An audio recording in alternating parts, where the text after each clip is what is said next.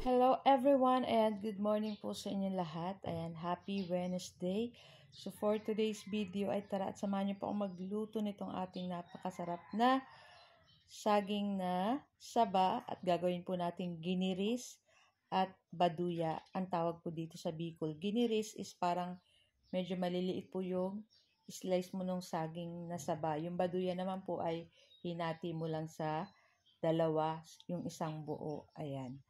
So, ayan, pag ganito pong hinog na, ay masarap pong iluto sa katulad ng ganito. Ayan. So, meron po kaming saging na saba nung last week pa.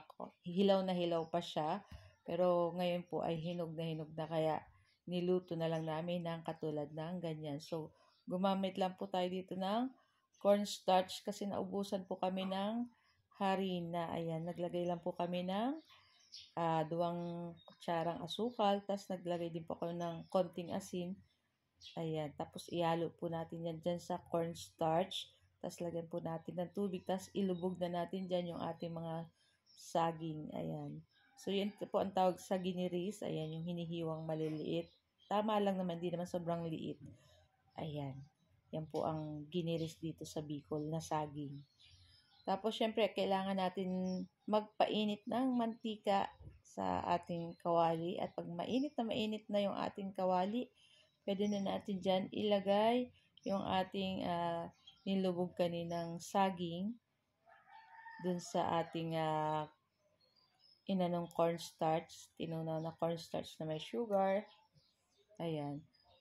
Naubusan lang po kami ng harina pero para sa akin mas masarap po ay harina ang ilalagay sa katulad ng ganitong luto. Ayan.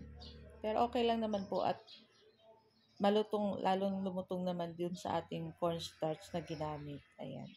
Siyempre, lulutuin lang po natin yan side to side. At pag ganito po, ayan, medyo nga madali ng matutong. Ayan, ay nilipat na natin yan dyan sa ating lagayan. Ayan, medyo patitiin lang natin yung mantika. Siyempre, gagamit pa rin tayo ng paper towel later. Ayan, dito lang muna yan.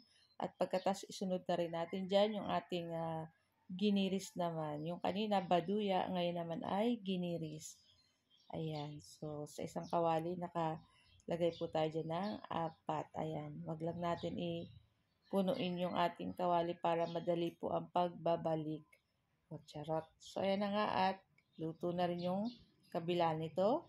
Ay balik na rin na po natin para maluto naman yung kabilang side. Ayan. So, wala po muna kaming kanin today. Mamaya na kayo mag-rice sa lunch. So, ayan na nga at luto na rin po yan. Ayan. So, nakailang batch po tayo dyan. Marami tayong nagawa.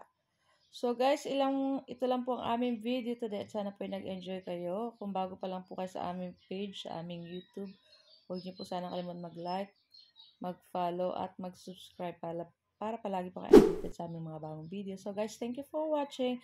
See you next video. Ciao!